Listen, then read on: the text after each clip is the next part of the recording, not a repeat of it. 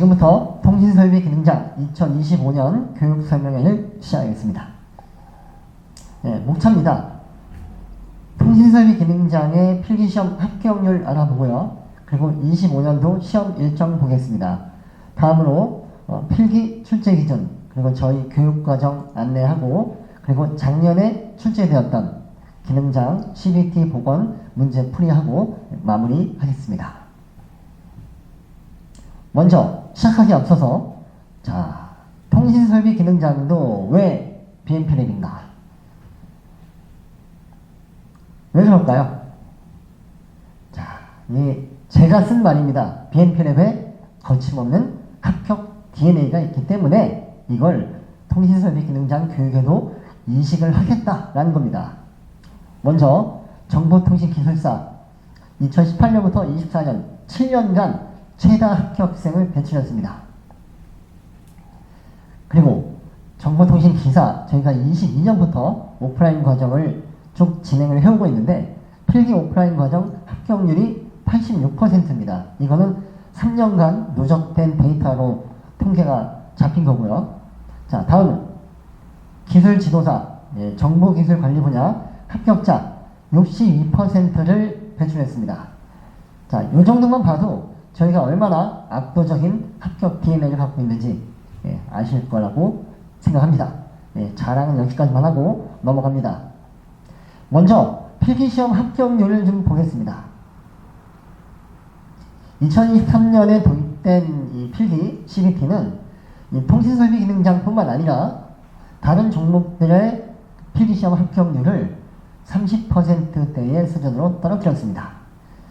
자, 이거 KCA에 있는 그 통계자료를 가져온 겁니다. 자, 20년도, 21년도 보시면 필기 합격률이 여기 있죠. 44%, 46%. 그러다가 22년도 들어가면서 무슨 일이 있었냐면 정보통신 기사 그리고 무선설비 기사 이쪽에 출제 기준이 대폭 변경이 됩니다. 그러면서 합격률이 어느 시험에서는 20%대로도 떨어집니다.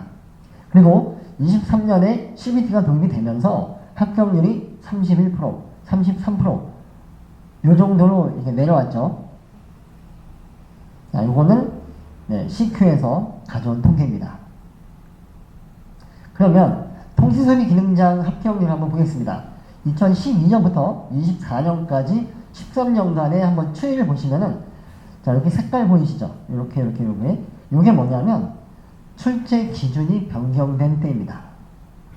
자, 보겠습니다. 16%, 15%, 굉장히 낮죠? 이때. 그러다가 35%까지 올라갔다가 다시 출제 기준 변경으로 인해서 20.23%로 떨어집니다. 그러다가 올라가죠. 55%. 야, 이건 좀 문제가 있는 시험입니다.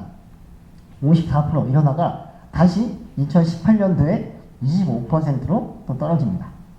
그러다 스몰 올라가다가 58.68%. 자, 이 추세가 보이시죠? 올라갔다가 쭉 했다가 쭉 떨어지고 올라갔다가 쭉 떨어지고. 그러다가 2023년도에 CBT가 시행이 되면서 합격률이 24.9%, 2024년에는 30.74%로 떨어지게 됩니다. 자, 다시 와서 여기 보시면 20%가 갑자기 55, 54가 된 이유는 뭐냐면요. 이때는 출제 기준이 바뀌면서 기존에 문제 풀이요.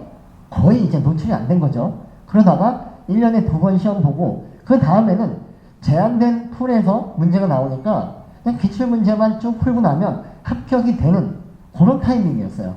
또 2018년 넘어오면서 살짝 반토막 이상으로 주저앉았다가 다시 스멀 올라가서 58%. 이거 좀 심하죠?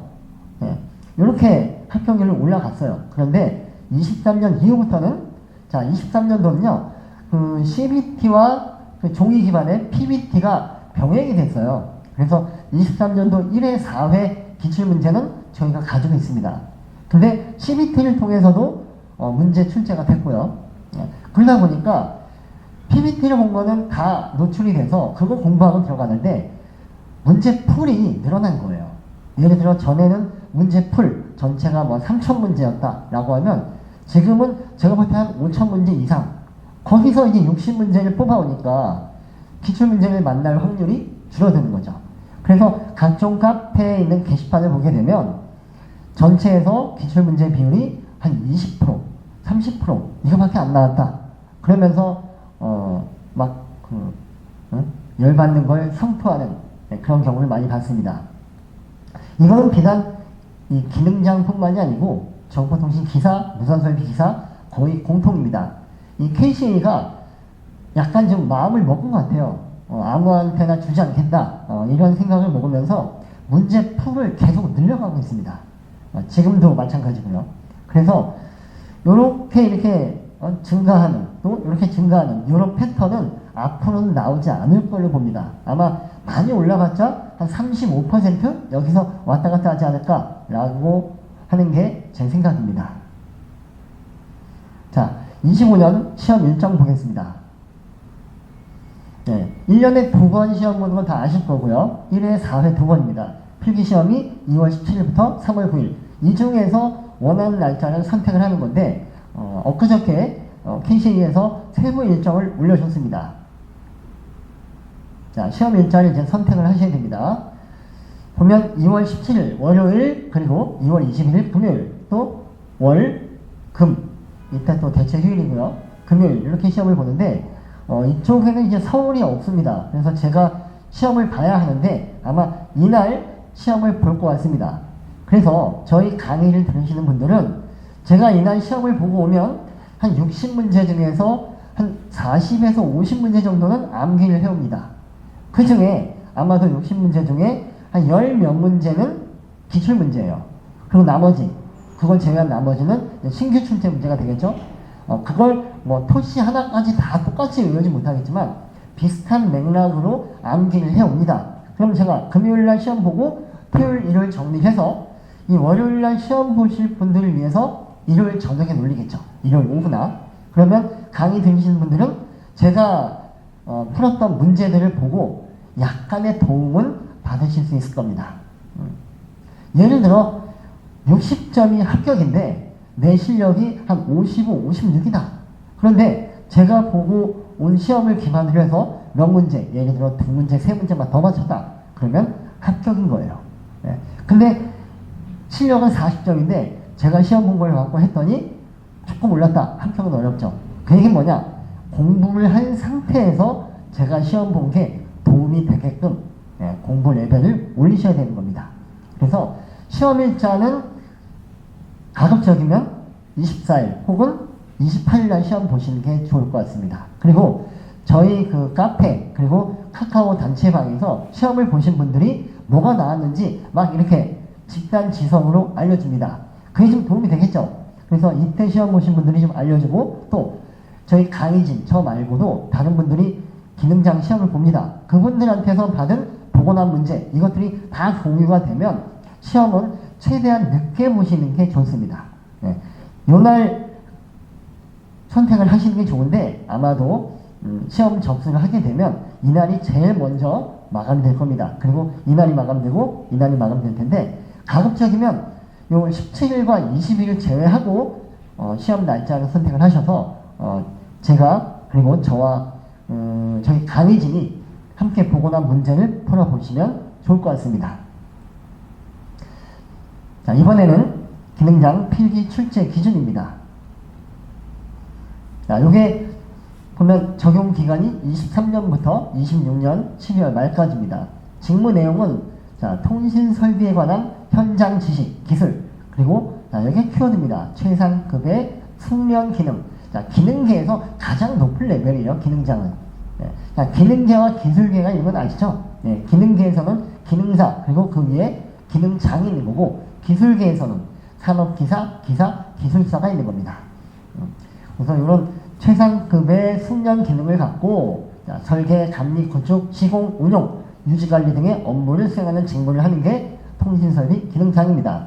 자, 객관식으로 필기 검정이 진행이 되고 문제는 60문제입니다. 시험 시간은 1시간입니다. 굉장히 빨리 끝나죠. 자, 필기 과목은 5과목으로 구성이 됩니다. 자, 유선통신, 무선통신, 정보통신, 그리고 통신선로, 마지막으로 공업 경영입니다. 요 네 과목이 90%가 출제됩니다. 총 54문항이고요. 그리고 공업 경영이 10%, 예, 6문항이 출제됩니다. 요 공업 경영은 이 통신설비 기능장뿐만이 아니라 전기 기능장, 무슨 기계 기능장, 기능장에 들어가는 모든 공통 과목으로 품질 관리, 생산 관리, 작업 관리 이런 내용이 포함됩니다. 저희 강의를 듣게 되시면 이 공업 경영 6문제 중에 최소 4문제 이상, 5문제까지도 맞출 수 있고 좀 어떤 운을 발휘한다고 하면 6문제는 다 맞출 수도 있습니다. 이 부분은 놓치면 안 되는 부분입니다. 생각보다 어렵지 않습니다. 예, 저희 한 2시간 정도 강의 들으시면 그 중에 6개 중에 4개 이상은 무조건 맞추신다고 저는 자신할 수 있습니다. 자, 이제 시험 출제 기준인데 출제 기준 열어보시면 과목은 이렇게 5과목이라고 해놓고 식상 열어보면 이렇게 큰 카테고리 11개로 구성이 됩니다. 교환 시스템, 신호 분배 송출, 전송 설비, 무선 통신 이런 식으로 정보통신 기사하고 좀 비교를 해보면요. 기사는 5과목입니다. 과목 수는 똑같아요. 그런데 기능장은 제가 볼 땐 범위가 굉장히 넓습니다. 그러다 보니까 과목별로 놓은 게 아니라 그 안에 있는 세부 카테고리로 11가지를 만들어 놓은 거예요. 보시면 그죠? 5, 6, 7, 8, 9, 10 예, 그리고 법령까지 들어가고 공업 경영까지 들어갑니다. 근데 기사하고의 차이는 기사는 과목별로 과락이 있습니다. 한 과목이 20문제인데 8개 이상을 맞춰야 돼요. 예를 들어서 한 과목에서 7개를 맞추고 전체 평균이 65점이다. 그래도 불합격입니다. 그게 기사시험에 좀 아쉬운 점이면서 또 타이트한 부분인데 기능장은요 60문제가 그냥 하나의 과목이에요. 물론 과목 임의 과목 1, 임의 과목 2 이런 식으로 나오긴 합니다만 각 과목별 과락이 없다는 게 어떻게 보면 다행스럽습니다. 하지만 60문제 중에 36개를 맞추는 게 결코 쉽지 않습니다. 최근에 합격률 20%, 30%란 말은 10명 중에 7명, 8명은 불합격하는 시험이에요. 결코 쉽지 않습니다. 문항의 수는 적지만 범위가 넓기 때문에 준비를 조금만 소홀히 하면 합격하기 어려운 게 기능장 시험입니다. 이제 저희 교육과정에 대해서 안내해 드리겠습니다. 저희 인터넷 강의 홈페이지는 bnplab.org입니다. 접속을 하시게 되면 이 랜딩 페이지가 쭉 나오고 저희 정보통신 기사, 기능장, 그리고 기술지도사, 기술사 온라인 강의실로 가게끔 되어 있습니다. 이 중에서 이걸 클릭을 하시게 되면 이렇게 나타납니다. 통신설비 기능장, 오프라인 강의, 온라인 강의 두 개로 나뉘는데 자, 두 개의 차이는 뭐 다들 잘 아십니다.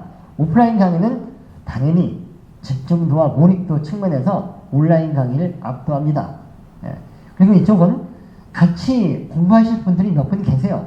처음에는 좀 서먹서먹하죠. 그런데 둘째, 셋째 주 가면서 인사도 하게 되고 또 같은 분야, 뭐 다른 분야더라도 그쪽 분야에 대해서 좀 얘기를 듣고 서로 교류하는 이런 게 아주 큰 장점입니다.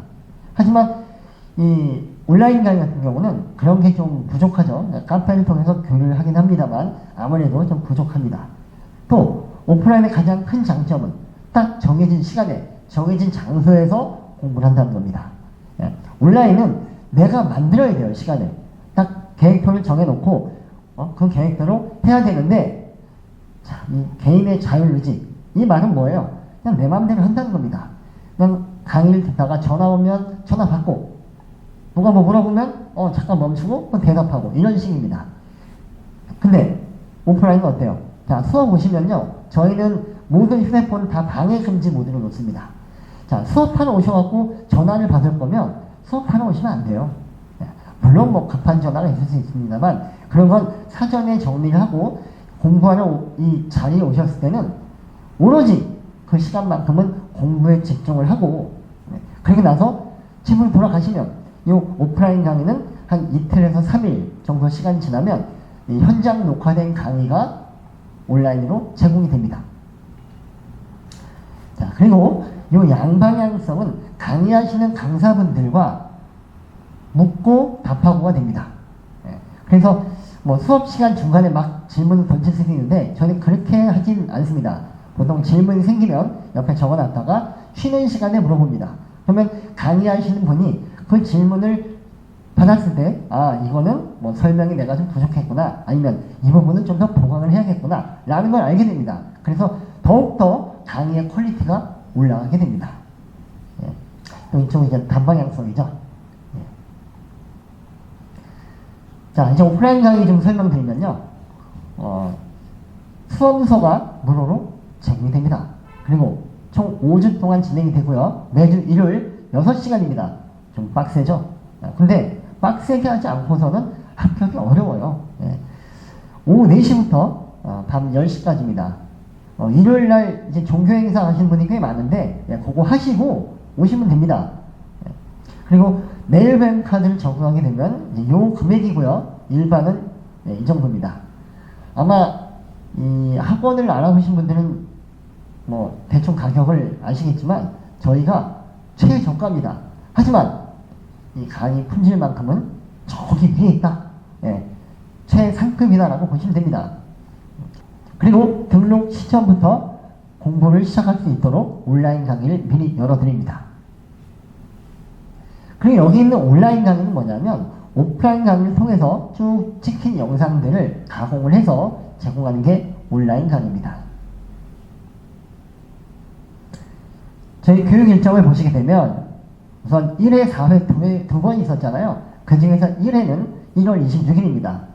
어제 발표가 났습니다. 27일 월요일도 대체 공휴일로 지정을 하겠다. 그래서 아마 이때 완전히 그냥 푹 쉴 수 있는 그런 날이 될 것 같은데, 저희 이제 공부하실 분들은 이날 나오셔야 됩니다. 이날 나오시고 또 2, 9, 16, 23일 이때까지 쭉 나오셔야 돼요.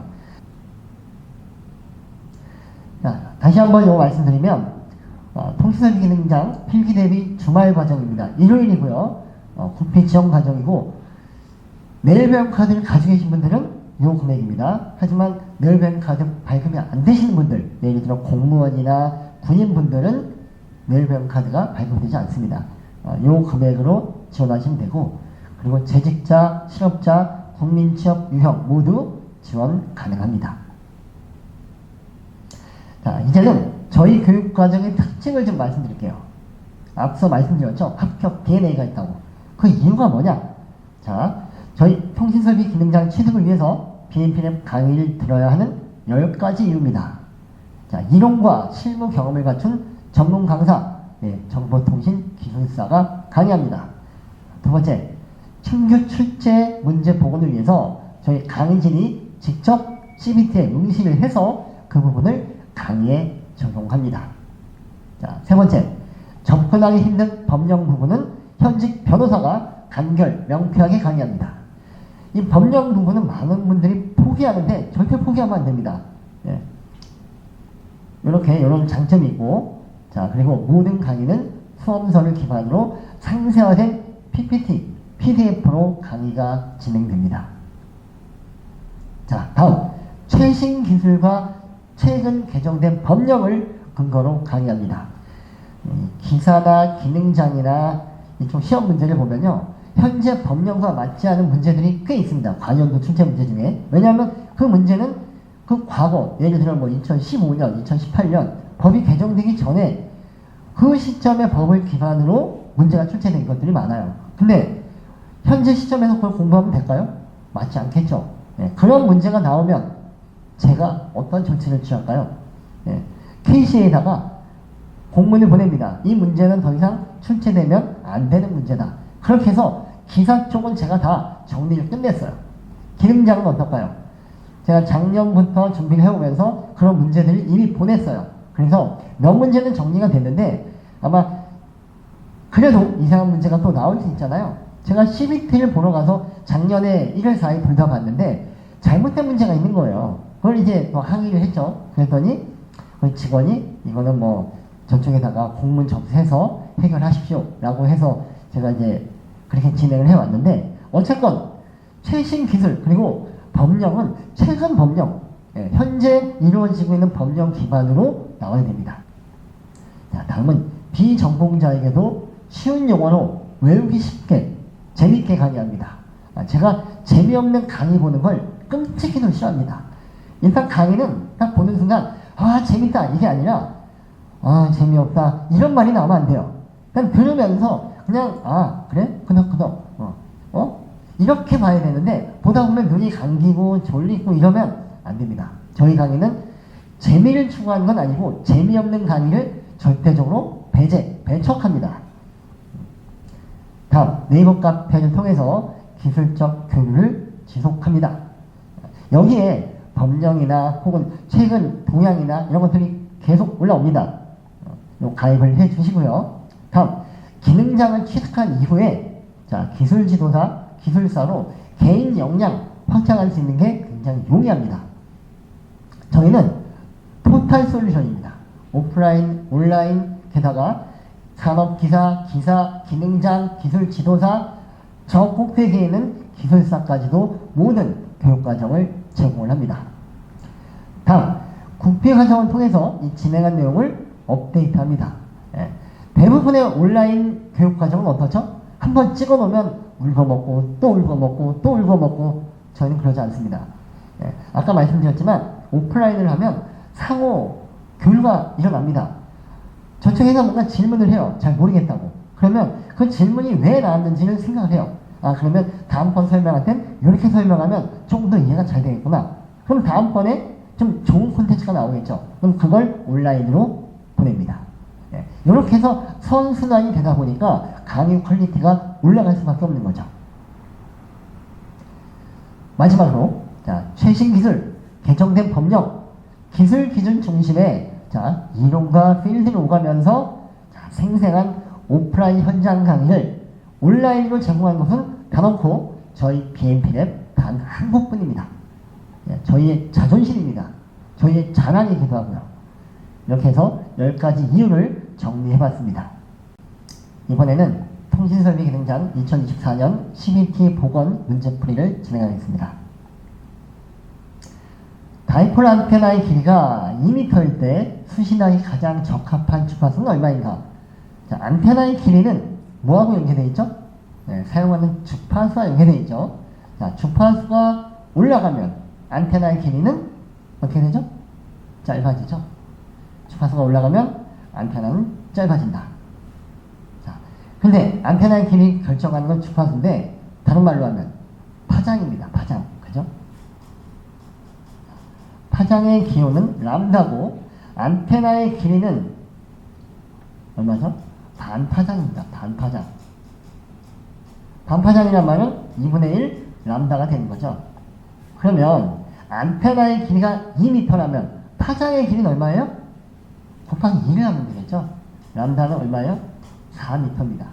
4m에 해당하는 주파수를 찾는 겁니다. 자, 주파수 F는 람다분의 C가 되죠. 자, 람다는 자, 4분의 자, C는 이게 빛의 속도죠. 3 곱하기 10의 8승입니다. 그러면 4분의 3은 0.75가 되고요. 곱하기 10의 8승이니까 우리 주파수는 헤르츠, 킬로헤르츠, 메가헤르츠, 기가헤르츠 이런 식으로 10의 3승 단위로 많이 나타냅니다. 그래서 이 10의 8승을 10의 6승으로 한번 바꿔보면 얘는 이렇게 가겠죠. 75 곱하기 10의 6승 다르게 쓰면 75 메가헤르츠가 됩니다. 보기 보겠습니다. 25, 50, 75, 100 답은 75 메가헤르츠입니다. 이렇게 안테나의 길이를 주고 그에 해당하는 주파수를 구하는 문제. 이게 지식이 없으면 풀 수가 없는 게 안테나의 길이가 아까 얘기한 것처럼 자, 반파장. 안테나의 길이는 반파장이다. 안테나의 길이는 반파장이다. 안테나의 길이는 반파장이다. 안테나의 길이는 반파장이다. 안테나의 길이는 반파장이다. 자, 제가 5번 했습니다. 5번을 이렇게 소리내서 읽으면 잊어버리지 않을 확률 58,000%. 네. 이 반파장을 구해서 결국 파장이 얼마인지 구하는 거고, 그럼 파장은 F분의 C라는 공식, 요건 기본적으로 알고 계셔야 되겠죠. 네. 요 지식 2번을 거친 다음에 답을 구하는 문제입니다. 다음, 전파의 분류 중 초단파 주파수 범위에 해당하는 파장의 범위로 적합한 것은? 이 문제에서 묻는 건 우선 이 초단파의 주파수 범위가 얼마냐 라는 거고, 또 그에 해당하는 파장. 자, 아까 F는 람다분의 C였습니다. 기억나시죠? 근데 지금 물어보는 건 뭐예요? 람다를 물어보는 거죠. 네, 람다는 F분의 C가 되겠죠? 이렇게 뒤바뀌는 건 다들 아실 거고요. 그럼 먼저 VHF 주파수가 얼마냐? 네.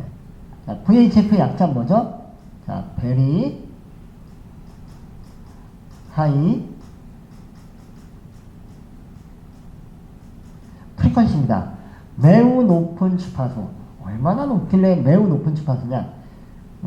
자, 얘는 얼마에서 얼마의 범위를 갖고 있고, 자, 그러면 요 딱 경계선으로 해서 얘보다 하나 낮은 건 뭐냐면요, HF입니다. HF는 뭐예요? 하이 프리퀀시예요. 그냥 높은 주파수. 네. 그러면 얘 위에 뭐가 있을까요? UHF가 있습니다. 하이 프리퀀시인데 얼마나 높냐? 바로 울트라하게 높다. 얘는 높은 거, 얘는 매우 높은 거, 얘는 무지막지하게 높은 거, 이렇게 이름을 붙여놨어요. 근데 이걸 다 하나하나 외우기 어려워요. 그래서 가장 만만한 놈을 하나 잡고 외우고 갑니다. 뭐냐? 이 놈을 잡습니다. HF를 우리말로 하면, 우리말로 번역한 주파수가 단파입니다. 단파. 이 단파가 뭐냐면 파장이 짧다는 거예요. 뭐라고요? 파장이 짧다. 아, 주파수가 올라가면 파장이 짧아지는구나. 요 의미만 알아도 많은 걸 풀 수 있습니다. 자, 하이 프리퀀시는 뭐다? 파장이 짧다. 근데 자, 보세요. 얘는 매우 높은 주파수라면 파장은 어떻게 될까요? 얘보다 더 짧아지겠죠. 그죠? 예. 단파를 넘어설 만큼 더 짧아져요. 우리말로 하면. 자, 초단파가 됩니다. 자, 여기 초단파 VHF 이제 아시겠죠? 그죠? 매우 높은 주파수인데 우리말로 나타낼 땐 다 파장의 길이로 나타내요. 자, 단파, 초단파. 그러면 얘는 울트라가 들어가면 뭐가 될까요? 극초단파입니다. 얘 파장이 이만큼이다. 그죠? 이만큼이다. 얘는 이거의 10분의 1. 얘는 초단파의 10분의 1로 짧아지는 거예요. 지금 물어보는 거는 초단파의 주파수에 해당하는 파장의 범위를 물어보니까 주파수를 알아야 될 거 아니에요. 그죠? 그러면 단파부터 갑니다. 단파. 자, 화투 아시죠? 화투. 꽃의 전쟁. 예. 화투에 보면 미나토 있어요. 미나토. 고스톱 말고 미나토. 거기 보면 야기 꽃 단이 있습니다. 단. 단이 뭐냐? 예. 자, 초단, 또 청단, 홍단. 이거 아시죠? 예, 화투는 다 아실 거예요. 모르시면 배우세요. 예, 젊으신 분들. 기능장을 하신 분들은 대부분 연배가 있으시기 때문에 바로 아실 겁니다. 얼마 안 있으면 명절인데 그 명절 와서 한번 하셔야죠. 예. 초단, 청단, 홍단. 얘들의 공통점은 뭘까요? 초가 그려진 모양을 3개 모으면, 자, 3개 모으면 미나토에서 점수가 몇 점이죠? 30점입니다. 그죠? 그럼 여기다가 메가헤르츠를 붙여요. 아, 단파는 3메가헤르츠에서 30메가헤르츠구나. 자, 단파 뭐라고요? 3장을 모으면 30점이 된다. 3메가헤르츠에서 30메가헤르츠입니다. 자, very high frequency는 이거의 10배를 가져가는 겁니다. 이거의 10배 얼마예요? 30메가헤르츠에서 이거의 10배는 300메가헤르츠입니다. 아하. 자, UHF는요. 요거 10배 가져가면 됩니다. 300메가헤르츠에서 3000메가헤르츠입니다. 자, 3000메가헤르츠를 단위를 바꾸면 3기가헤르츠가 되겠죠? 같은 겁니다. 시험에서 많이 물어보는 게 요런 대역, 단파 대역의 주파수는 얼마인가? 단파 대역에 해당하는 파장은 얼마인가? 이걸 묻는 게 심심치 않게 나옵니다.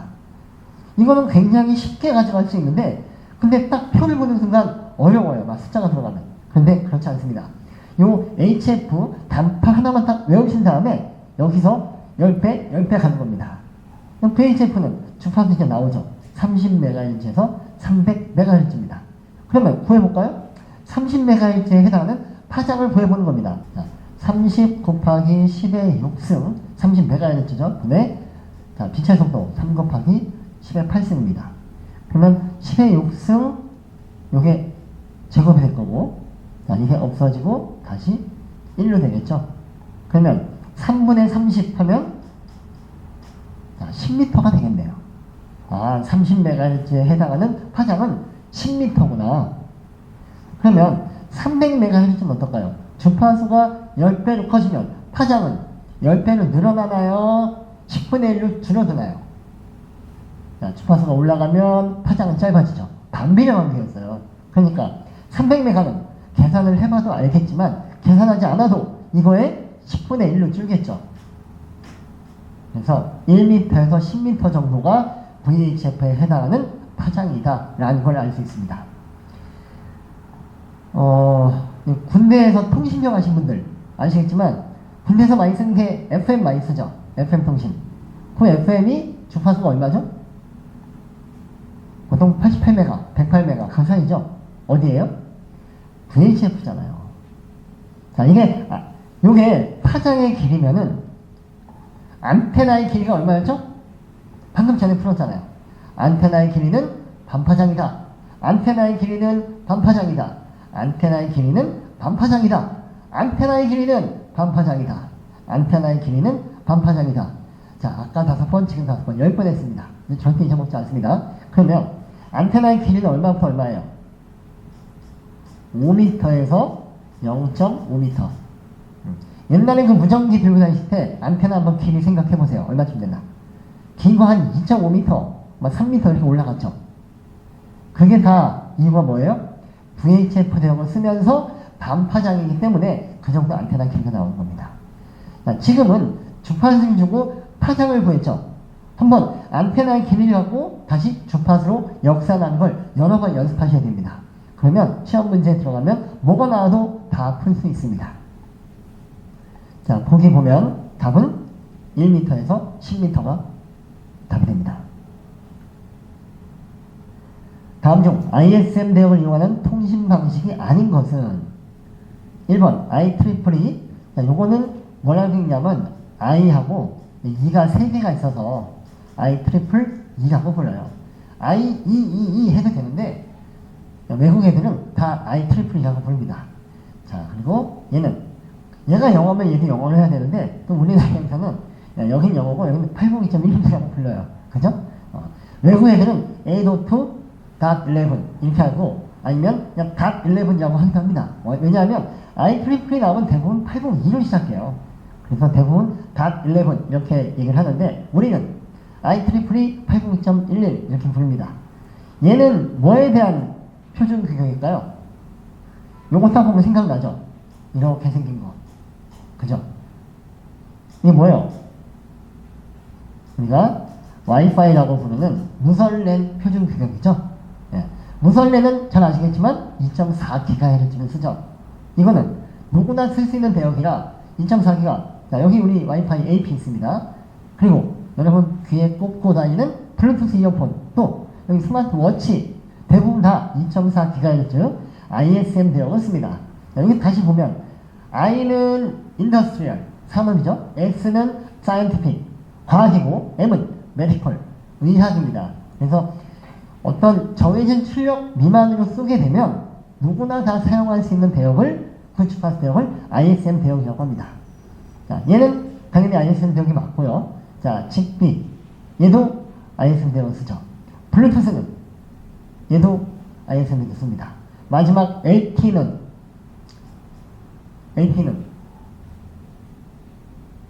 돈을 내고, 대한민국 정부에 돈을 내고 10년, 15년 이렇게 주파수 대역을 빌리는 겁니다. 아무나 못 쓰게, 이동통신사만 쓸 수 있게끔. 네, 그래서 ISM 대역하고 관계없는 건 정답 4번이 답입니다. 다음 중 지능형 홈네트워크 설비에서 마련해야 하는 보안 요소가 아닌 것은?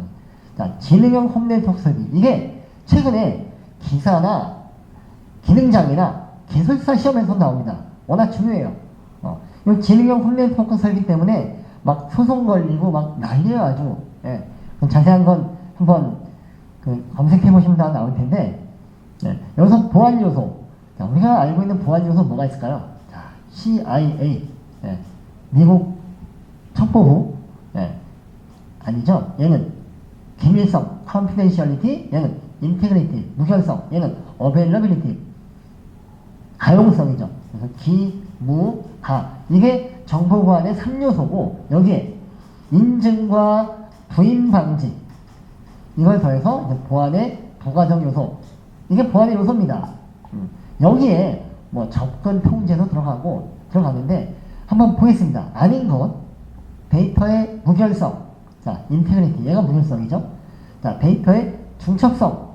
갑자기 중첩? 이상합니다. 기밀성. 이게 confidentiality, C에 해당하는 거고, 접근 통제. 권한이 있는 사람만 접근하게 만드는 것. 답은 2번이 되겠죠. UTP 케이블의 신선 배열을 핀 1에서 8번까지 순서대로 나열한 것은, 와, 뭐가 이렇게 막 어지러워요. 백녹, 녹, 백등청, 백청등, 백갈갈. 자, 요거 외우는 방법을 말씀드리겠습니다. 너무 뭐라고 하지 마세요. 자, 시작합니다. UTP 케이블에 규격이 있죠. 자, 568A가 있고 568B가 있습니다. 둘 중에서 하나 외우시면 돼요.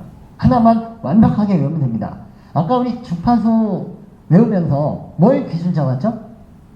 단파 HF는 얼마다? 3에서 30MHz. 기억나죠? 그래 놓고 VHF는 10배, UHF는 VHF의 10배 이렇게 갔습니다. 지금은 일단 568A와 B가 있는데 요걸 갖고 먼저 하겠습니다. 568B. 옛날에 임금님이 살았어요. 임금님이 저 신하들한테 불러요. 뭐냐면 그 내시들 있잖아요. 내시들한테 뭘 줬어요.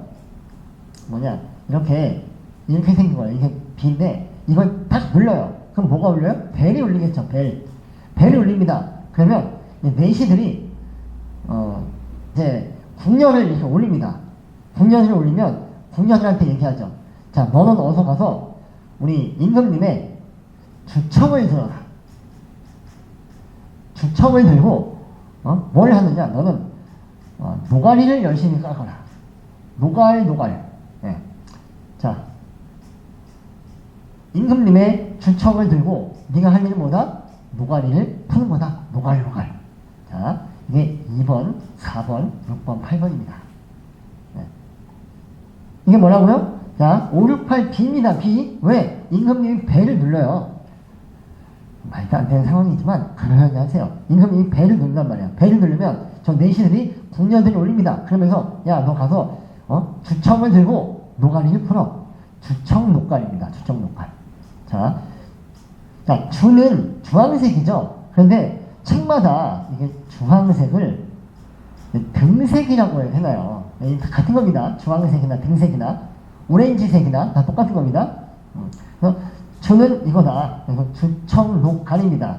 그리고 우리 핀이 8개가 있잖아요. 자, 100이에요. 근데 얘는 요게 달라붙습니다. 100주. 그리고 얘는 100갈. 다시 정리하면, 자, 100주, 주. 자, 얘는 어디서 오느냐? 바로 옆에 붙는 게 아니라 멀리 있는 놈을 가져옵니다. 자, 백록이죠.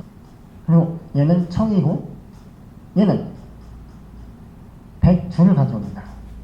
그리고 녹이 되고, 백갈이 됩니다. 자, 어렵지 않습니다. 다시 가면, 주청을 들고, 노가리를 풀어라. 이렇게 되죠. 주청 노가리 되고, 그리고 이 앞에 오는 것들은, 자, 100은 무조건 1457에 들어가는데, 옆에 있는 걸 가져오고, 얘는 요걸 가져옵니다. 그리고 3, 5번은 교차해서 가져옵니다. 자, 지금 568P, 지금 요거죠? 한번 볼까요? 자, 맨 처음에 나올 거는 100주, 혹은 100등이 나와야 될 겁니다. 1번 땡, 2번 땡, 100등, 이거죠? 다음에 주, 등이 나와야 되겠죠? 맞습니다.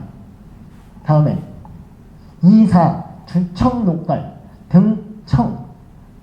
4번이 틀렸죠. 답은 3번입니다. 자, 이렇게 보니까 별거 아니죠? 네. 근데 이제 나중에 이 문제 풀면 뭐가 떠오르는지 아세요? 이 주청, 녹갈이 떠올라야 되는데, 임금님이 배를 눌러서 4시가 궁녀를 올린다. 이것만 기억나요. 네. 그러면 어떻게 해야 될까요? 요걸 다 써와야 됩니다. 주청, 녹갈 쓰시고, 백 쓰시고, 옆에 있는 거 가져오고, 맨 뒤에 옆에 있는 거 가져오고, 교차로 가져오고, 이러면 5, 6, 8, B가 완성이 됩니다. 답은 3번이 됩니다. 자, 저희는 이런 식으로 강의합니다. 이런 말도 안 되는, 그걸 엮어서 강의한다고 너무 뭐라고 하시는데, 공통적인 의견은 뭐냐? 처음에 강의를 들을 때는 어이없다, 이상하다, 희한하다, 뭐 저딴 걸 얘기하나 이러는데, 시험장에 가면 제가 얘기한 게 막 나온다고 합니다. 그럼 그걸 믿고 비슷한 걸 계속 개발해서 암기하는 방법을 말씀드립니다. 네, 오늘 CBT 보건 문제 풀이는 이것으로 마무리하겠습니다. 수고 많으셨습니다.